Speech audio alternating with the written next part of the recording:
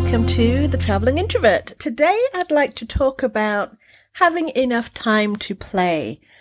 I am trying a new thing this year where I am only working for a set amount of hours per day in a very focused manner, and then there's going to be other time that I can use however I choose.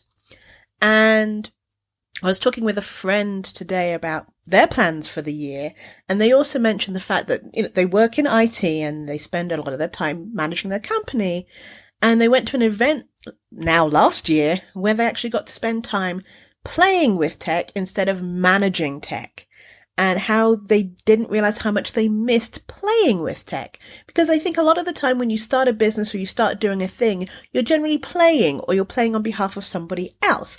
And when you're playing for yourself, it's okay. It's kind of low stakes and low risk. When you're playing for someone else or on behalf of somebody else, it ends up being very, there's a lot at stake possibly, and you pay more attention, and it's less play and more implementation. And then you end up managing the thing, and so the play is no longer there. But do you do anything in its place to keep play in mind?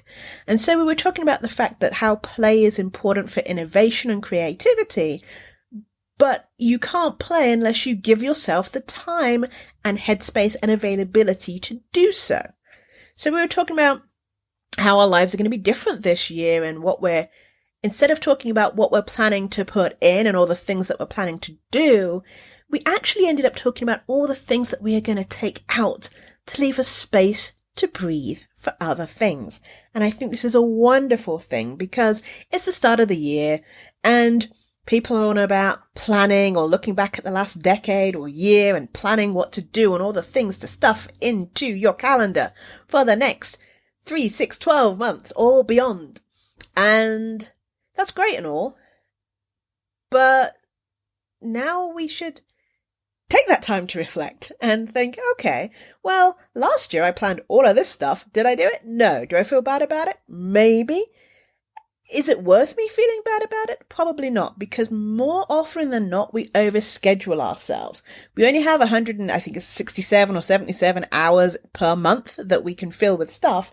And really, we should be aiming to fill about 50% of it with stuff, be it personal or work, to leave room for error, flexibility, stuff happening, but also to have time to sleep, eat, breathe, and to play.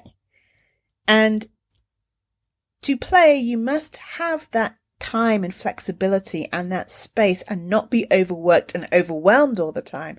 And that's when sometimes you get the best ideas. Have you ever realized that you get a lot of ideas when you're in the zone doing something else, like having a shower? You're doing something very automatic, like cleaning yourself, which you probably do every day. And that's when your mind roams free and you have these ideas. Some people have installed sort of pieces of paper, not paper, but whiteboards in their shower, so they can write down their ideas when they have them, because that's when they get the awesome ideas. And there is a reason for that, because you're on autopilot and you're free thinking and you're just scrubbing yourself and getting some soap and da-da-da-da-da-da-da, and your mind gets to let go and not be focused on a thing.